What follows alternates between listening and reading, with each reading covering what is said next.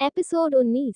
अभी तक आप सभी ने कहानी के पिछले भाग में देखा कि कैसे रॉकी ने सुहानी को अपने प्यार की चंगुल में पूरी तरह से फंसा लेता है और उसके साथ सोने का सपने देखने लगता है। इसीलिए वो सुहानी को अगली सुबह घर से चुपके से निकल अपने बुलाए जगह पर आने को कहता है।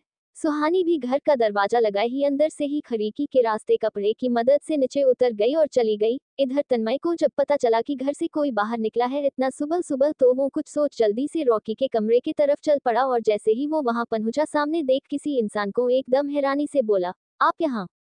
इधर रजत जब उठा तो पूजा को कमरे से गायब देख उसे आवाज देने लगा और जब पूजा उसकी आवाज पर कोई रिप्लाई नहीं देती है तो वो खुद में बोला, क्या यार इसके पास सबके लिए समय है, मेरे लिए नहीं। अब कहानी आगे। रजत जब पूजा को बुलाया और वो नहीं आवाज दी तो रजत का चेहरा थोड़ा मुरझा गया और वो बाथरूम चला गया। इधर तन्मय फिर से बोला, दीदी आप यहाँ। पूजा तन्मय को समाने देख पहले तो थोड़ा घबरा गई लेकिन फिर बात को बदलते हुए बोली, वो मैं रॉकी को जगाने आई थी, पर मैं जब तक आए वो शायद जग चुके थे। क्या दीदी जब आपको झूठ बोलना आता ही नहीं है तो फिर आप कोशिश क्यों करते हो? एक शांति भरे आवाज में तन्मय बोला। मतलब मैं कुछ समझी नहीं तन्मय, तुम कहना क्या चाह रहे हो? मतलब ये कि दीदी आप यहाँ रॉकी को जगाने तो नहीं आई थी, इतना तो मैं पूरे यकीन के साथ बोल सकता हूँ। तो आप मुझे सच बताइए कि आप किस बात को लेकर परेशान हैं और रॉकी के कमरे में आए हैं। पूजा जब देखी कि तन्मय उसकी परेशान चेहरे को भांप लिया तो वो भी सच बोल दी और बताई कि दरअसल बात यह है कि मुझे जब से रॉकी घर आए हैं उस पर कुछ डाउट सा हो रहा है। उसका बिहेव मुझे कुछ ठीक नहीं लग रहा है। वो अजीब तरीके से बात करते हैं और उसकी आंखें मानो कि कुछ कह रही हो। वैसे ये बात तो मैंने भी नोटिस की है पूजा दीदी, मुझे भी रॉकी कुछ अजीब सा बंदा लगा, पर फिर मैंने सोचा वो ऐसा ही होगा। वैसे भी आप भी देखो ना, वो आज इतनी सुबह सुबह उठकर कहीं हड़बड़ाते हुए बाहर निकला है। ये बात मुझे रंजीत मेरे ऑफिस के एक स्टाफ ने बताया। जब वो घर आ रहा था तो उससे रॉकी से टक्कर खा गया था। क्या? पूजा हैरानी से बोली, वो इस वक्त घर से बाहर गया हुआ है पर मुझे तो लगा कि वो छत पर गया है, इसीलिए मैं जल्दी से उसके कमरे में आ गई ताकि उसके बारे में कुछ पता लगा सकूं कि वो लड़का कैसा है। ना जाने तन्मय के मन में क्या ख्याल आया और वो पूजा से 1 मिनट बोल दौड़ता हुआ कमरा से निकल गया और सुहानी के कमरे के बाहर जा पहुंचा। तन्मय खुद में बोला, सुहानी का कमरा तो अभी तक लगा हुआ ही है, इसका मतलब वो सोई ही होगी। कहीं ऐसा तो नहीं कि वो भी रॉकी के साथ? नहीं नहीं, मुझे उसे एक बार देखना ही होगा, उसको एक बार कॉल करता हूँ।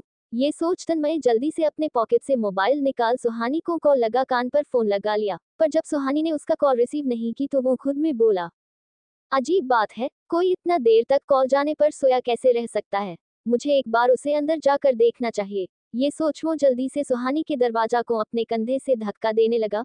बीच बीच में वो आगे पीछे भी देख लेता कि कहीं कोई उसे देख तो नहीं रहा है, फिर कोशिश करने लगा। तभी अचानक से सुहानी के कमरे का दरवाजा खुल गया और तन्मय अंदर जा पहुंचा, पर जैसे ही वो अंदर पहुंचा सामने बेड खाली देख एकदम हैरान रह गया। तन्मय खुद में बोला, ओ सीट, लगता है ये लड़की रॉकी के साथ घर से गई है। अगर घर में किसी को पता चल गया तो वो लोग उसके बारे में क्या सोचेंगे? मुझे उसको जल्दी से जाकर घर ले आना चाहिए इस पहले कि किसी को कुछ पता चले। ये लड़की भी ना, उसे जब पता है कि अभी तक उन दोनों के रिश्ते के बारे में घर में किसी को कुछ पता नहीं है तो कम से कम उसे घर से उसके साथ जाने से पहले एक बार सोच तो लेना चाहिए। पर वो क्यों सोचेगी? ये सब सोचने के लिए मैं हूं ना। अभी वो ये सब सोच कमरे से निकल दरवाजा लगा ही रहा था कि तभी वहां पर पूजा आ गई और वो तन्मय को कमरे से निकलते देख मुस्कुराते हुए बोली, क्या तन्मय आजकल क्या चल रहा है? तुम सुहानी के कमरे से, आखिर चक्कर क्या है? पूजा का मजाक सुन तन्मय अंदर ही अंदर डरा हुआ था और घबराहट के मारे मन में बोले जा रहा था, ओ माय गॉड, अब मैं दीदी से क्या कहूंगा? ये यहाँ कैसे आ गई?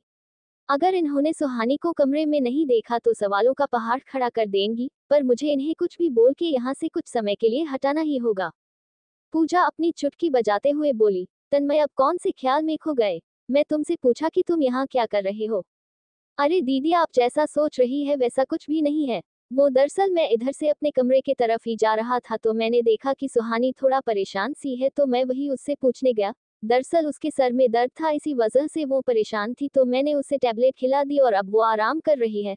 तो इस वक्त आप भी उसके पास मत ही जाइए, कुछ देर बाद मिल लीजिएगा। तन्मय की बात सुन पूजा सुहानी के लिए परेशान हो गई और बोली, क्या हुआ उसे? अब वो कैसी है? मैं एक बार जाकर मिल लेती हूँ। ये बोल पूजा कमरे में जाने लगी लेकिन तभी तन्मय झट से पूजा के बाह को पकड़ते हुए कमरे में जाने से रोकते हुए बोला, कुछ देर बाद चले जाएगा दीदी, अभी वो सो रही होगी, अगर नींद टूट गई तो फिर से उसे परेशानी होगी। शायद तुम ठीक ही बोल रहे हो तन्मय, कोई बात नहीं, मैं बाद में उससे मिल लूंगी, अभी उसे सोने दो। ये बोल पूजा वहां से चली गई। उसके जाते ही तन्मय की जान में जान आए और फिर वो खुद में फुसफुसाते हुए बोला, मुझे जल्दी से सुहानी को ढूंढ घर लेकर आना होगा। ये बोल वो सुहानी के नंबर को ट्रेस करते हुए घर से निकल पड़ा। इधर जब सुहानी एक सुनसान सड़क पर छुपते छुपाते हुए पहुंची तो उसे वहां पर कोई भी नहीं दिखा।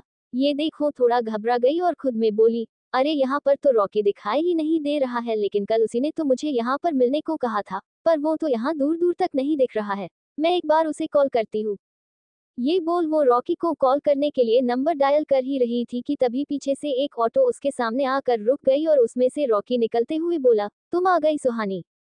रॉकी तुम ये ऑटो से क्यों उतर रहे हो, और तुमने मुझे इतनी सुबह इतना सुनसान जगह पर क्यों मिलने बुलाया? हम कहीं और भी तो मिल सकते थे ना रॉकी। हम मिल सकते थे सुहानी, पर मैं चाहता था कि कुछ वक्त हम दोनों बिना किसी डिस्टर्ब के एक साथ में बिताए। तुम पहले ऑटो में बैठो।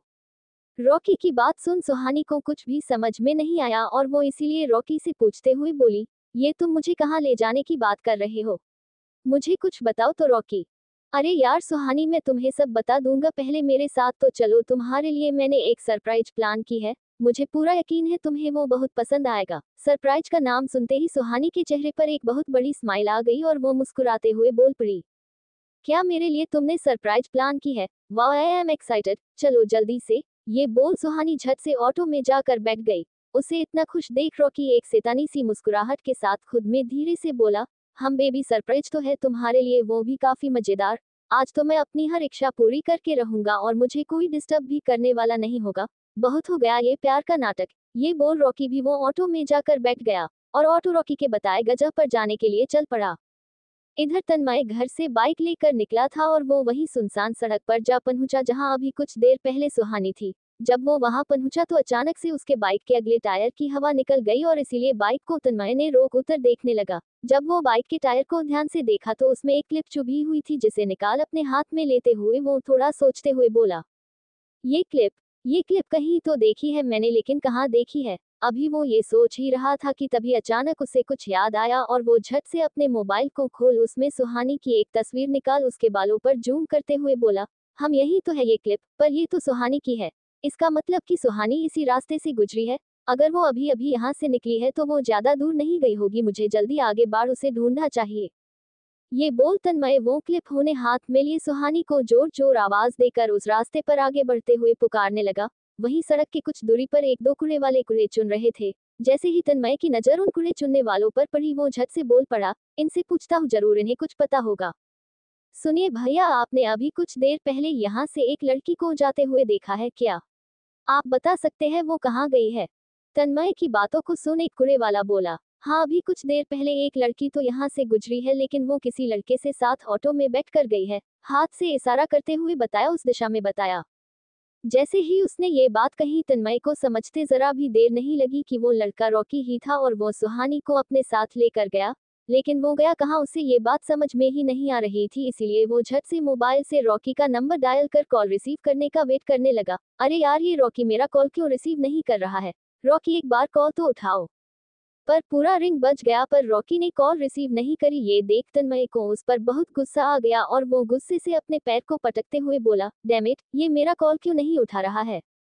तन्मय एक बार दो बार रॉकी को लगातार कॉल करता रहा, लेकिन जब उसने देखा कि रॉकी उसका कॉल रिसीव नहीं कर रहा है तो वो थोड़ा परेशान हो सुहानी को कॉल करने लगा। सुहानी ने जब तन्मय का कॉल आते देखा तो वो बोली, तन्मय ये हमें कॉल क्यों कर रहा है?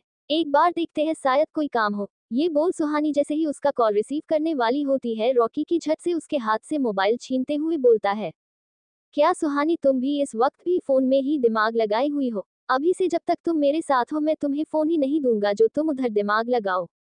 रॉकी की बात सुन सुहानी मुस्कुरा दी और बोली, अच्छा बाबा जो तुम बोलो, अब मैं फोन नहीं चलाऊंगी, ओके। हम ये हुई ना बात। रॉकी फिर मन ही मन बोला, आज तो बाल बाल बच गया। अगर इसने उसका कॉल उठा लिया होता तो उसे पता चल जाता है मैं कहाँ हूँ और ये मेरे साथ है। अब जल्दी से इसका मोबाइल ही ऑफ कर देता हूँ। ये सोच रॉकी अपने हाथ को पीछे किए सुहानी के मोबाइल को ऑफ कर देता है और जैसे ही तन्मय ये देखता है कि सुहानी का मोबाइल ऑफ बता रहा है तो वो खुद में बोलता है, अब तो मुझे पक्का यकीन हो गया है कि सुहानी किसी बहुत बड़ी मुसीबत में फंस गई है। मुझे उसे बचाना ही होगा, पर मैं क्या करूँ क्या करूँ? तन्मय अपने हाथों पर मोबाइल को पटकते हुए बोला।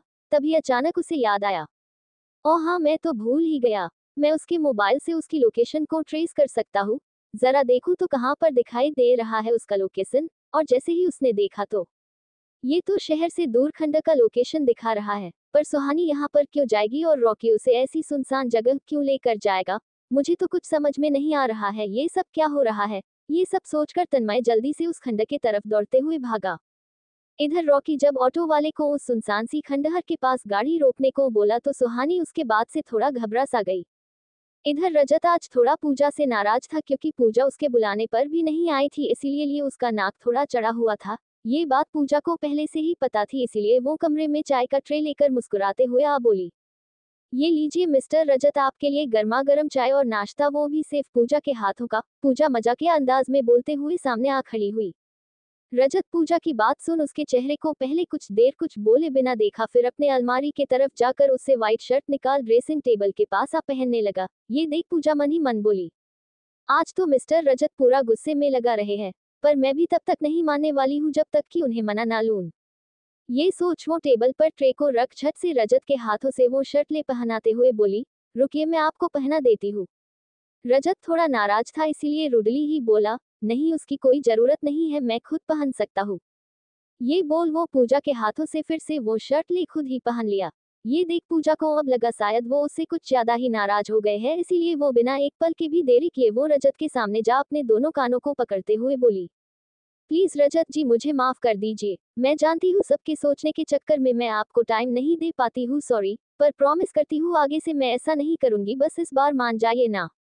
पूजा उदास भरे चेहरे के साथ बोली, लेकिन रजत उसी तरह स्ट्रीकट बने सामने खड़ा हो बोला, मैं भला तुमने क्यों नाराज होऊंगा, मुझे ऑफिस में बहुत सारा काम है, मैं वही नाश्ता कर लूंगा। ये बोल वो बैग उठा और जाने लगा, लेकिन वो ये सब सिर्फ पूजा को थोड़ा परेशान करने के लिए कर रहा था। असल में वो उससे नाराज नहीं था, बस मजाक कर रहा था।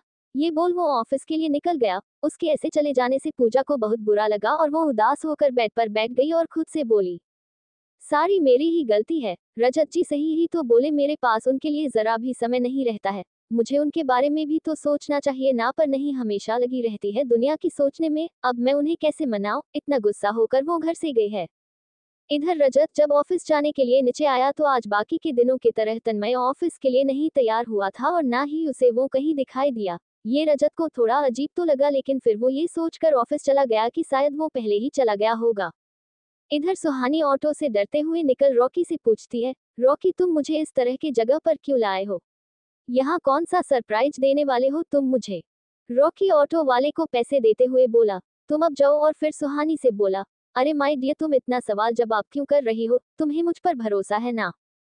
हाँ रॉकी, भरोसा है तुम पर, लेकिन अगर भरोसा है तो ये लेकिन वेकिन छोड़ो और चलो मेरे साथ। ये बोल रॉकी सुहानी का हाथ पकड़ उसे खंडहर के एकदम बीचों बीच ले गया और वहां पर उसे अपनी आंखें बंद करने बोल कुछ दूरी पर अपने साथ लेकर बढ़ा और फिर बोला, सुहानी अब तुम अपनी आंखें खोल सकती हो। सुहानी जैसे ही अपनी आंखें खोलती है वहां एक टेबल पर पूरे लाल गुलाब से सजावट की हुई थी और आसपास भी पूरे लाल गुलाब बिछाया हुआ था और उस टेबल पर खाना सजाया हुआ था। ये देखकर सुहानी बहुत खुश हो गई और रॉकी से बोली, रॉकी तो ये था तुम्हारा सरप्राइज? हाँ, पर लगता है तुम्हें कुछ खास पसंद नहीं आए, क्यों? कुछ कमी है क्या सुहानी? नहीं रॉकी, सच में बहुत खूबसूरत सरप्राइज है तुम्हारा। मैंने तो इमेजिन भी नहीं किया था कि तुम कुछ ऐसा भी प्लान कर सकते हो। Thanks Rocky. अब ये थैंक्स सब छोड़ो और चलो चलकर खाना एंजॉय करो, मैंने खास तुम्हारी फेवरेट डिश मंगवाई है। रॉकी की बातों में सुहानी पूरी तरह से फंस चुकी थी। जब रॉकी ने देखा कि अब वो खाना खाने लगी तब वो सुहानी के पानी के ग्लास में चुपके से कोई नशीली दवा मिला दी और झट से अपने खाना खाने की एक्टिंग करने लगा। चूंकि खाना थोड़ा स्पाइसी थी इसीलिए सुहानी को खाते ही खांसी होने लगी और वो झट से पानी का ग्लास उठा पानी पीने लगी। सुहानी को पानी पीते देख रॉकी एक गंदी भरे नजरों से उसके चेहरे को और फिर धीरे धीरे उसके पूरे बदन को देखते हुए मन ही मन बोला, अब मैं जो चाहूँ इसके साथ कर सकता हूँ, ये मुझे डिस्टर्ब नहीं करेगी, क्योंकि इस पानी में मैंने नशीली दवा मिला दी थी और इस बेवकूफ ने इसे पी लिया। रॉकी के सोचते सोचते ही सुहानी बेहोश हो गई और उसके बेहोश होते ही रॉकी कुर्सी पर से उठ उसके पास आ एकदम उसके चेहरे के करीब जाते हुए धीरे से बोला, वुफ, ये जो होंठ है कब से जी करता था इसे चूमने की, पर ये तो होश में मुझे कुछ करने देती नहीं। तो कोई बात नहीं, मैं बेहोशी में ही सब कर लूंगा, तुम आराम से सो माय डियर। ये बोल वो सुहानी को अपने गोद में उठा लेता है और वही थोड़ी दूर जाकर एक जगह उससे लिटा उसके शरीर पर धीरे धीरे से अपना हाथ फेरने लगता है। अभी वो सुहानी के साथ आगे कुछ करने एक लिए उसके करीब बढ़ा ही था कि तभी पीछे से उसकी शर्ट को किसी ने खींच बड़े जोर से उसे दूर धकेल दिया। अचानक से खुद के साथ ऐसा होने से रॉकी हड़बड़ा गया और गुस्से में बोला, कौन है साला जिसने मुझे। अभी वो इतना ही बोल पाया था कि तभी तन्मय उसके गालों को अपने हाथों से दबाते हुए एकदम गुस्से से बोला, तेरी हिम्मत कैसे हुई सुहानी के साथ ये सब करने की? तू उसके साथ धोखे से ये सब करने वाला था। तुझे क्या लगा तू अपनी इतनी गंदी इरादे में सफल हो जाएगा?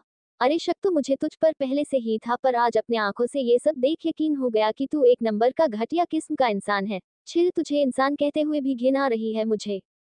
चल दूर हट मुझसे। रॉकी तन्मय को धक्का देते हुए बोला, अरे तू यहाँ भी आ पहुंचा। तू मेरे रास्ते में मैं बार बार आ जाता है।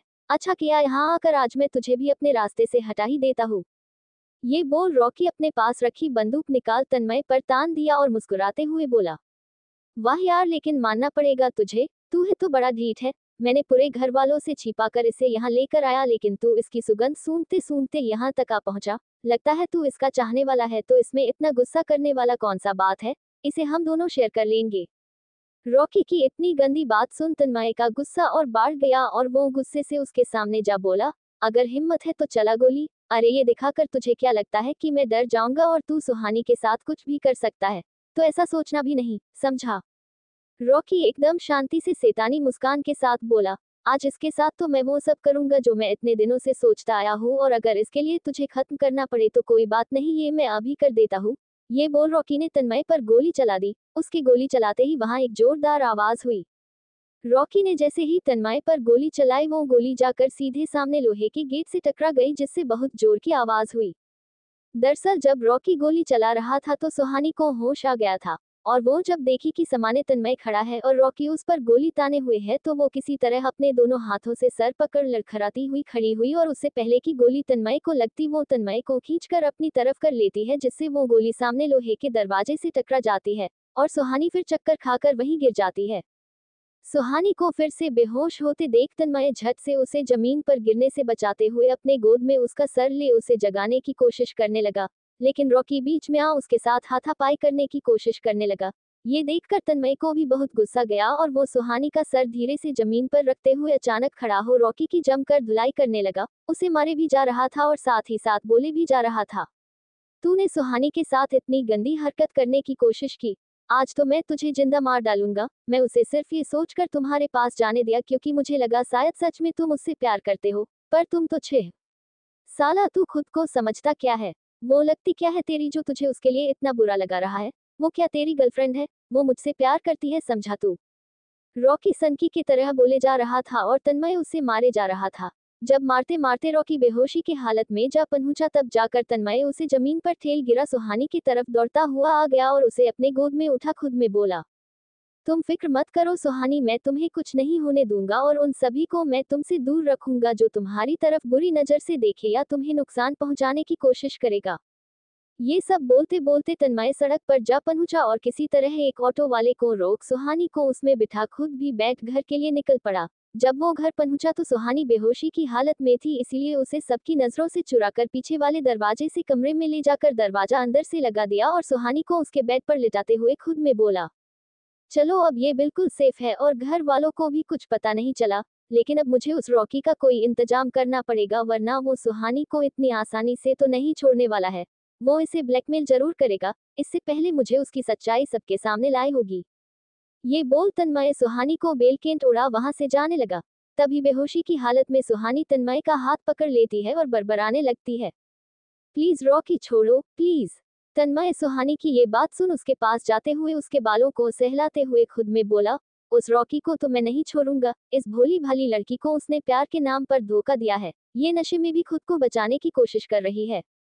इधर रजत जब ऑफिस पहुंचा तो उसे तन्मय वहां पर भी नहीं दिखा। ये देखकर रजत खुद में बोला, अरे बड़ी अजीब बात है, ये लड़का यहाँ पर भी नहीं है। पर अगर वो ऑफिस नहीं आया है तो गया कहाँ? घर में भी कहीं नहीं दिख रहा था। एक बार पूजा से कॉल करके पूछता हूँ। नहीं, उसे अगर कॉल किया तो मेरा प्लान खराब हो जाएगा। आज तो दिन भर उसे थोड़ा परेशान करना बनता है, ताकि शाम में उसे जब सरप्राइज मिले तो उसके चेहरे पर जो खुशी देखने को मिलेगी उसकी बात ही कुछ और है। ये सोचकर रजत पूजा को कॉल नहीं करता है और ऑफिस में काम करने लगता है। इधर पूजा उदास अपने कमरे में बैठे बैठे रजत के बारे में सोच रही थी और खुद में बोल रही थी, पता नहीं रजत जी ऑफिस में खाना खाए भी होंगे या नहीं, मेरा गुस्सा कहीं वो खाने पर ना उतारे। तभी यमुना जी एक लाठी के सहारे चलते हुए उसके कमरे में आ गई और पूजा को गुमसुम उदास बैठे देख बोली, क्या हुआ पूजा बेटा, तुम ऐसे अपने कमरे में अकेले क्यों बैठी हो? पूजा यमुना जी को आते देख झट से बेड पर से खड़ी होते हुए अपने चेहरे पर एक नकली मुस्कान लाते हुए बोली, कुछ नहीं माँ, आप यहाँ पर मुझे बुला लेती ना, मैं आ जाती। पूजा पहले तू यहाँ आ और मेरे पास बैठ। ये बोल यमुना पूजा को अपने पास बेड पर बिठाती है और बोलती है, क्या हुआ, रजत से झगड़ा हुआ है क्या तुम्हारा? यमुना जी की बात सुनते ही पूजा उनके चेहरे को देखने लगी। उसको ऐसे देखते हुए देख यमुना बोली, क्या हुआ पूजा, तुम्हें आश्चर्य लग रहा है कि मुझे ये बात कैसे पता चल गया? वो इसलिए क्योंकि मैं तुम्हारे चेहरे पर देख सकती हूँ जो तुम ये अपनी उदासी छिपाए मुझसे मुस्कुरा कर दिखा रही हो। मैं क्या करूँ माँ, मैं कोशिश करती हूँ पर सबका ख्याल रखने के चक्कर में उन्हें समय नहीं दे पाती हूँ, इसीलिए वो मुझसे गुस्सा है थोड़ा सा, और ये बात सोचकर मुझे बहुत बुरा लग रहा है माँ। यमुना जी पूजा को समझाते हुए बोली, बस इतनी सी बात के लिए तुमने अपने चेहरे पर ये मायूसी बना रखी है। देखो पूजा बेटा, थोड़ा नाराजगी, थोड़ा गुस्सा हर रिश्ते में होती है, पर इसे हमें जितनी जल्दी हो सके उसे सुलझा लेनी चाहिए, नहीं तो ये बढ़ जाती है। मैं जानती हूँ माँ, और इसीलिए तो मैं तब से यही सोच रही हूँ कि उनके गुस्से को कैसे खत्म करूँ। तो इसमें सोचने की क्या बात है पूजा बेटा, तुम रजत के लिए कुछ अच्छा सा खाना बनाओ, उसका फेवरेट। वो कहते हैं ना कि दिल का रास्ता पेट से होकर गुजरता है, मुझे यकीन है उसका गुस्सा शाम तक गायब हो जाएगा और मूड भी ठीक हो जाएगा। शायद आप ठीक बोल रही हैं माँ, मैं उनके लिए उनका फेवरेट खाना बनाती हूँ। ये बोल पूजा किचन में चली गई और खाना बनाने लगी। इधर सुहानी को अब धीरे धीरे होश आ रहा था और अभी तक तन्मय उसी के कमरे में कुर्सी पर बैठे उसके होश में आने का ही इंतजार कर रहा था, ताकि उसे सारी बात पहले से ही समझा सके और घर वालों को कुछ पता ना चले।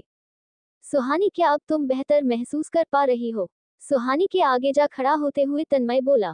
सुहानी अपनी आंखें हल्के से खोलते हुए धीरे से बोली, हम, मेरा सर अभी भी बहुत भारी भारी सा लग रहा है। ओके, वो कुछ देर में ठीक हो जाएगा। सुहानी, तुम एक काम करो, उठकर बैठो और ये पानी पियो, इससे तुम्हें फ्रेश फील होगा।